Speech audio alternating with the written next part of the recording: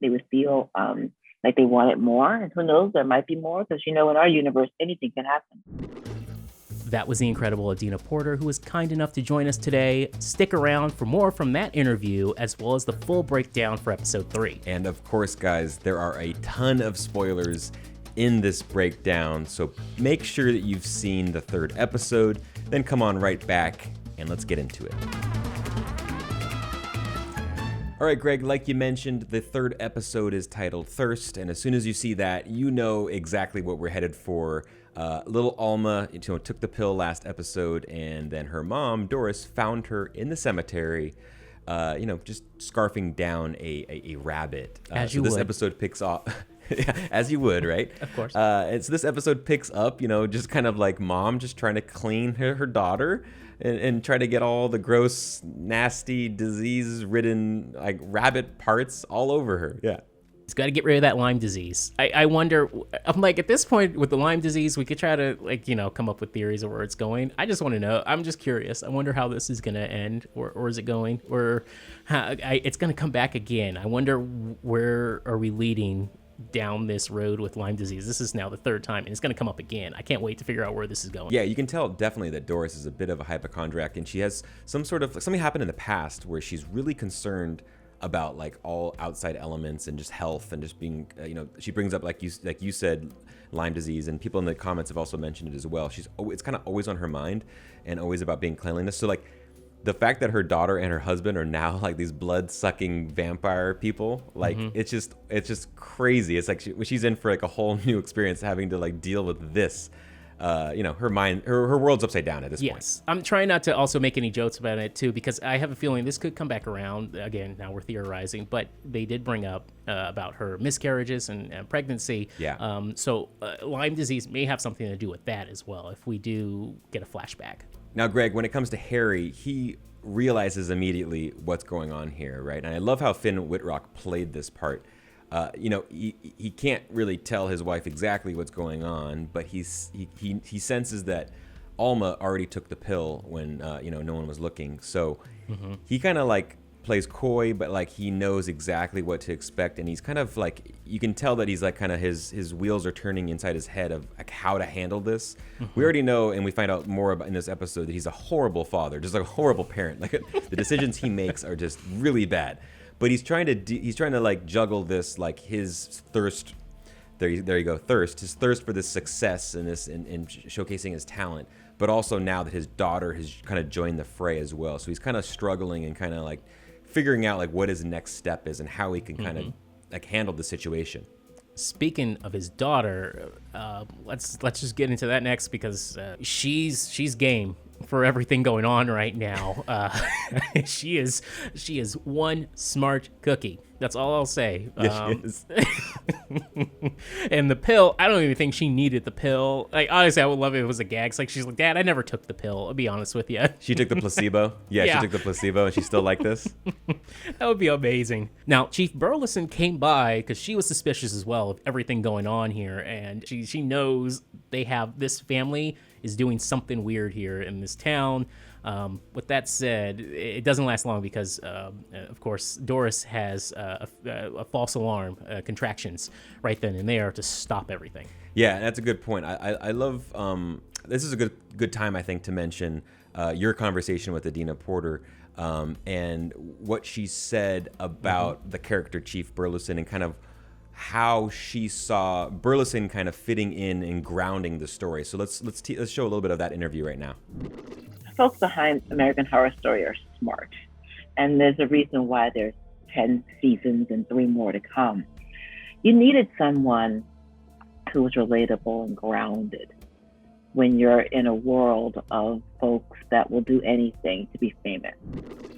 So Burleson's out of the picture for the time being. They go to the hospital, and the doctors want Doris to stay there. This is where we learn the context of what happened in the past, like you brought up earlier, the miscarriages, and that's probably part of the reason why she's very concerned about her health and just kind of making sure that everyone around her is safe, her family especially.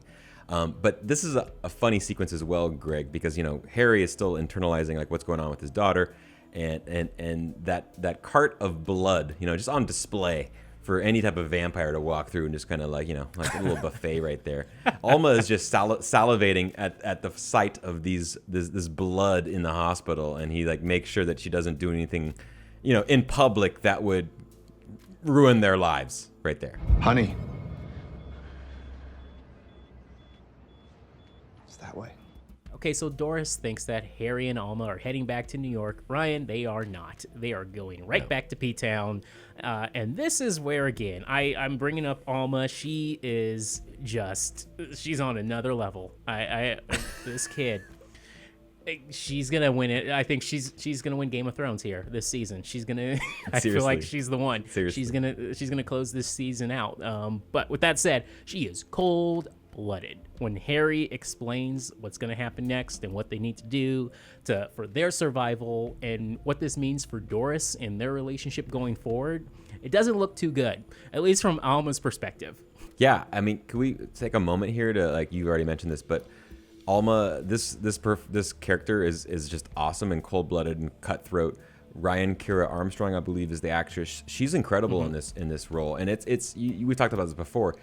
It's hard to get a good child actor in a role like this. It's a kiss of death in the past. It's the kiss of death. It's either great or it's absolutely horrible. But she's really good and believable. You're like terrified of this little girl. I mean, that's like one of the most terrifying things of this season, of just kind of like how she sees the world, how she sees her mom. It's pretty far out there. So I'm with you on this. Like, she might be the last one standing at the end of this thing. We don't need her. Now, from here, this episode's titled Thirst. Somebody's thirsty. Harry and Alma, of course. And it's time for another Craigslist murder. Unfortunately, Harry's doing this on his own, and it is going off the rails. It almost goes Pulp Fiction for him. Yeah, this was... I actually... This is a fun part of the episode in terms of... You're already dealing with all these vampires, these bloodsuckers, the pale people. And then you have these characters that are really well acted. They're on the fringe. Amazing. They're on the fringe of this whole thing, but they're just twisted and sick and demented, and they've been doing snuff films for, it seems like, for quite some time, and probably bodies have been piling up. So it's cool when you have like a horror story that also has like these. It takes like these twists and turns, and you kind of meet these other fringe characters that are just absolutely demented. I got like some extreme like Natural Born Killers vibes in some of the shots when they're filming themselves. Yeah. And my question after the end of all this, because you see Harry, get loose, but like, is that footage still there in the room somewhere? Did someone stop recording? Like, did he scrub the tape? Did he take that SD card, Greg? Or is someone gonna find? Some footage? Years later. I think we're looking too far. Into that. But yes, you're right. That would be cool. Hopefully, hey, if anyone's listening, hey, let's have this come back in canon somewhere down the road. That was my favorite scene. I actually love that part. The two actors involved were amazing. Yeah. I really felt it. It was terrifying. At the same time, Finn Wittrock was great as well in this scene. I don't know. It was weird. It just goes from, 1 second, okay, that Finn's not going to die. Harry's going to make it out of this. But at the same time, these characters, it's still working. The acting's so great. You don't know what's going to happen next. All right, Greg, now it's Leslie Grossman's turn to take over. She is one of the MVPs of this episode. Can we say that? Because, I mean, she's on fire this entire episode. She's at the rope, putting her hands out, like, tag me in, bam! And now she's just taking over, and it's amazing. I'm sorry. She's my favorite character so far. So last week it was Joaquin. We got Joaquin Phoenix. Now, this week we have Tarantino. Okay, so... Tarantino, the man who writes his own work, and I highly doubt he even reads another script outside of his own stuff at this point. I love this. I love the AHS world where, now we got Tarantino involved. In fact, he wants to take your script and he'll direct. Cool. This is Harry's on cloud nine. He's like, I have, the world is mine now with this pill. But now Ursula is a little curious about what's going on. Exactly. And not only that, there's an illusion there that like Tarantino is a user of the pill or has used it in the past. That he kind of does like a wink in his message to Harry. is a wink that like, oh, he's been such a prolific and talented writer, successful, because him and whoever else we know in Hollywood, is on this pill and has been for years, and that's why they are so successful and so great at what they do. It's just a funny. We talked about this before, Greg, how AHS kind of twists the reality that we live in, and how they kind of the alternate histories, which is what Tarantino movies are really well done. They kind of lean into as well, the alternate history of how things might have turned out. So it's a funny, awesome nod to some big time Hollywood writers and directors. And then over at the Muse, our favorite bar and restaurant, Greg, we see Evan Peters and Frances Conroy again. I think this duo is just one of the best parts about the season so far. I think the highlight, that seeing them performing on stage together is just awesome. And it's getting harder and harder for me to even comprehend that this Frances Conroy role was Kathy Bates. Now, all love to Kathy Bates and to both of them, but Frances Conroy is just so good as Belle here. She's just, I just can't say enough good things about it. Hope to see you around. You look sweet.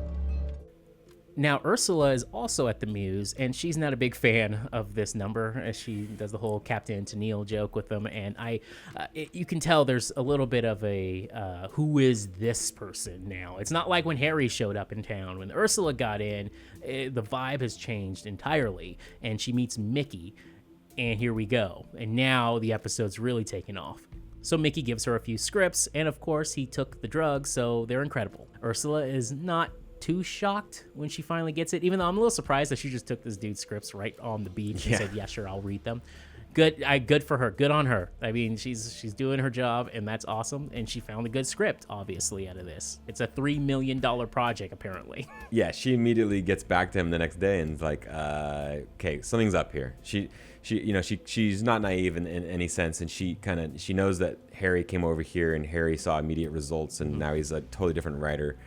And now another person coming up to her with incredible scripts, like what's in the water in P-Town? Well, it's not in the water, it's in these pills. And she makes this hysterical comment about like, did you guys sell your soul to somebody? Or like, were aliens involved? And that's a funny little reference to the aliens because, of course, later in this season of Double Feature, we're going to see some aliens. So maybe there's some type of connection there.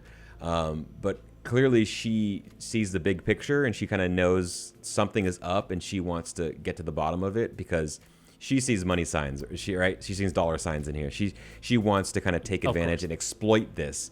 She's the outsider that maybe doesn't have the talent like the others do, but she's ready to exploit the opportunity here and take advantage of kind of the success of others around her. So what does she want? She wants to get to the source. Yeah. The source. She wants to figure out where this is coming from and talk to that person and get this all sorted out and then, go from there. Obviously, she wants to be involved in it, but that usually doesn't end well for characters on AHS, but we'll see where this goes. I'm rooting for her. I love this line that Ursula also says that, that she's kind of prepared for however dirty this may get. She says that she's the agent for the producers of The Bachelor. She knows how to cutthroat people. It's just so many fun little comments and references to our real life entertainment, industry. So that was a great one. And now we're back with another Craigslist killing. This time is with the trio. We have Belle, Austin, and Harry. Now, everything's going fine. Everything's going well. I guess if you're into, sucking people's blood in the middle of the night with no one else around and you're trying to get away with it, everything's going well. But with that... What a fun party. Party. Now, Ryan, Harry's slipping, though. He messed up with his plan to get, take some, blood home for someone. He thought, take it for the road. Unfortunately, the second he gets in that car, he didn't, skim any for himself to, just, feel a little better. They could tell in the car ride back that he is holding on to this for something else. So sure enough, he comes clean. He tells them this blood is for Alma. And that was not a good idea. My question here, though, Greg, is like, why didn't he just say, like, I wanted a midnight snack. I wanted to take it home and have a drink later. I get hungry in the middle of the night. I get hungry in the morning, Yeah. Why, it's not that obvious that it's for someone else. Like, I just wanted, hey, like sometimes I want to, get a to-go cup for my blood, like something easy. And another question I have, Greg, again, we know American Horror Story cops, but like, how many crime scenes across the Cape Cod, like across this whole area, are there that look so similar to one another, where there are just bite marks on everybody's damn neck? We're talking about underneath the boardwalk. We've seen, I mean, all these Craigslist murders. Like, there's got to be enough saliva. Everyone is dying the same way. This would be national news, Greg. I mean, we would get hit on our iPhones. We would be blowing up with alerts that, like, there's a string of murders. Everyone's getting eaten by vampires. Like, this is crazy. No one's talking about this. Small town. I think it does. There's one thing. Yeah, it's the cell phone issue. A lot of shows have. This is one of those cases too. There's nothing you can do about it. You just got to go with it, because it does feel like the cell phone problem would come up here for a lot of these cases, especially just going through the neighborhood, and you see again like these Nosferatu, like Dracula's, or Dennis O'Hare has a good analogy for them, but later on. But with that said, no cell phones. The cell phones hurt the storyline a little bit, but it feels like, again, Jaws. Think about Jaws. Where are all these what's going on here? It can't be the sharks. It can't be vampires. It's something else. It's not. Don't worry about it. Go back into the water. Come back to P-Town. All these things. I understand. I like it. It's Jaws. Next, poor Mickey. He is flying a bit too close to the sun here, and he goes out. He commits his own murder at this point because he needs blood. He's thirsty, so he takes out. It looks like an old acquaintance, old friend, and he just drinks his blood right there on the shore. I'm digging it. I'm loving this. There's nobody else around. No one saw this. They were fighting. This is wild. I mean, he's literally like on the shoreline. He's like in the water practically, and no one has noticed this guy just getting eaten alive. That is a really cool shot, though. The kind of overhead, amazing, kind of not quite overhead, but it was a really beautiful shot. It was kind of horrifying, but it was really well done. And then there's a crime scene. Obviously, the next day the cops show up. Burleson's there, and then we're introduced to one of our favorite actors from American Horror Story. Dennis O'Hare is finally back. Greg, what did you think about his character here? Incredible. He's only there for 30 seconds. It's very quick. Yeah. Holden Vaughn. I can't wait. And you can already tell that he knows a lot more about this town than he's telling the chief. And he's just letting them know, like, hey, this place is weird. Just have to be with it. I have a feeling, is he on the muse as well or not? That's the next question. Yeah, because he's a successful interior designer. He's what Doris wants to be. Doris might be the most untalented person on this show, in this story. But he has quite the career. He goes back and forth to I believe it was New York, and back and forth to P-Town to get inspiration. But what an incredible introduction, and I have a feeling there's gonna be a ton more from him throughout the season. So Mickey gets his orders from Belle to go take out Ursula, but again, I think he's thinking more at this point about his career still, and he wants to make it in Hollywood. So he goes to talk to Ursula, and it doesn't look like, even when he shows up, he has no intentions of actually killing her, especially when she gives him everything he wants, basically, and tells him, all you got to do, hey, man, just give me the source. And this is where we find out about the chemist. Yeah, she knows exactly how to pull the strings and kind of manipulate the situation, right? She knows exactly what he wants. And she just, holding that carrot in front of his face, and can basically do it, command him to do anything. So, but I love the scene when he walks in, like, ready to, like, quote, murder her.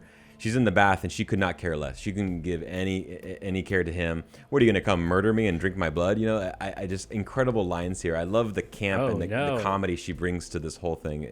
It's just incredible. But at some point down the road, Leslie Grossman, she's doing such a great job. She's going to get a horrific, glorious death at some point later this season. But for right now, she's one of my favorite characters, as you mentioned, in this season of American Horror Story. All right, so Ursula is just dangling that carrot in front of his face, to try to get Mickey to do anything that she wants. And that's get to the source, get to the chemist, find out more about these pills. She even mentions that, like, he can get a gig, like, rewriting Speed Racer. The fun thing about this show is that it's about these writers, but you kind of want to know, like, what these scripts are about. I know with Harry, I kind of want to know, like, let's see a little sampling of like how he writes and what it sounds like and what kind of show it is. Let's see how great it really is.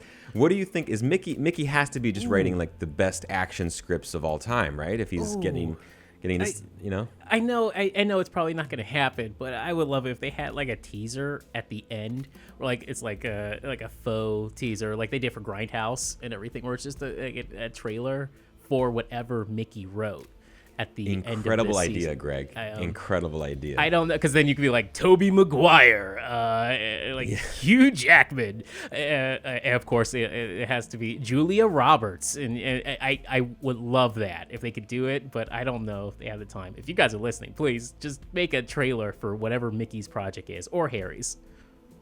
And that would go great with the theme of a double feature of just getting a couple trailers of kind of the the fake shows or movies that they're kind of working on for these. It'd be a lot of fun to kind of see what they had in mind for each one of these movies and that would be great. Each one of these scripts. So Mickey follows Ursula's orders now after first following Belle's orders, and he breaks back into he's the home intruder. The kid from Home Alone is now the home intruder. This was awesome. I think they missed a moment here, though. He should have got caught in some sort of homemade trap, some DIY trap that was set. It would have been hysterical if he hit a broom and hit his face and he fell on the ground, but he got back up or something, like a little nod to like the kid that was in Home Alone is now breaking into a house to steal the pills. Macaulay Culkin will walk off set. I feel like he would be like, "No, I'm not doing that." Someone don't bring up Home Alone again. You see a PA with some like paint cans on strings, just on a rope. Yes, the paint in. cans. Yes, he just walks out. And now we meet the chemist, played by Angelica Ross, and she's just straight to business here. Tells him off immediately. Once she figures out what's going on with Ursula and Mickey, she goes back to Belle and Austin because, again, I'm assuming that Belle and Austin are her, top lieutenants in this whole thing. And she's running the whole show. We don't know where she's getting these pills from, how she's making them. It's a proprietary, system here.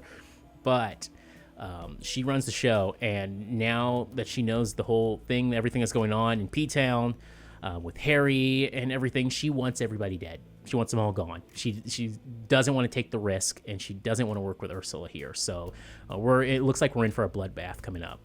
Now, Greg, it's time to talk about that ending. Of course, Harry, the worst father in the world, at least in this season of American Horror Story, he wants to go out and leave Alma with a babysitter, Ursula. Oh, great. Yeah, she's just a vampire. Let's leave her here. Nothing horrible can happen at all. But, of course, Ursula's not the babysitting type, so she wants to go take a nap. And then Chief Burleson stops by Greg to, get some questions answered. She wants to go straight to the source. Alma's there. And she's, what a shocking ending to this episode. Alma is just hungry, midnight snack. The babysitter's not making her dinner. And she stabs Chief Burleson in the throat, and she bleeds out right there on the coffee table. I was pretty much shocked that Adina Porter was axed from the show in the third episode of Double Feature. How about you? Same. And we asked Adina Porter about that, and we can talk about it right here. Actually, let's cue that up. As an actor, I was like, too soon.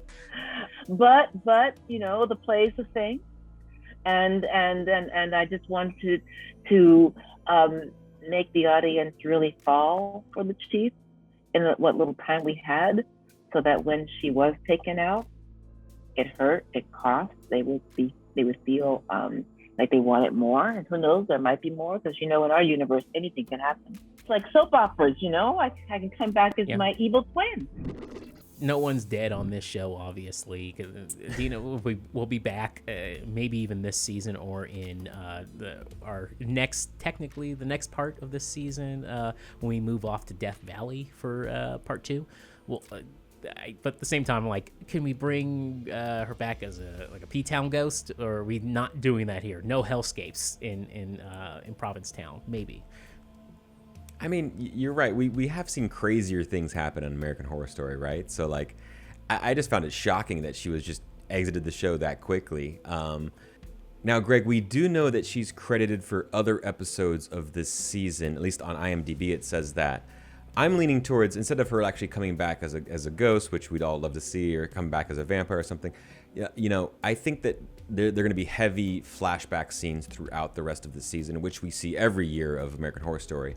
So, if we look ahead at the the episode 4 teaser, we can talk about that right now. It looks like more origins and kind of like some context and some background on what happened and how Belle and Austin got addicted to the pills and all that kind of stuff. So my money's on we get to see a little bit of Burleson, maybe even before she moved to Provincetown, before she took the job. If there's any type of background of this, she came across this before, maybe her motivations before this, so that we can kind of see more of her. I just hope that it's not the last time we see Adina this season of the show. Okay, everyone, before we head out of here, just let you know that you can see the entire Adina Porter interview right here on the channel. Just make sure you're subscribed. And of course, we will be back next week for a breakdown of episode 4. Hit us up in the comments. Let us know what you thought of this episode, and we will see you guys soon. Thank you so much for watching. Later.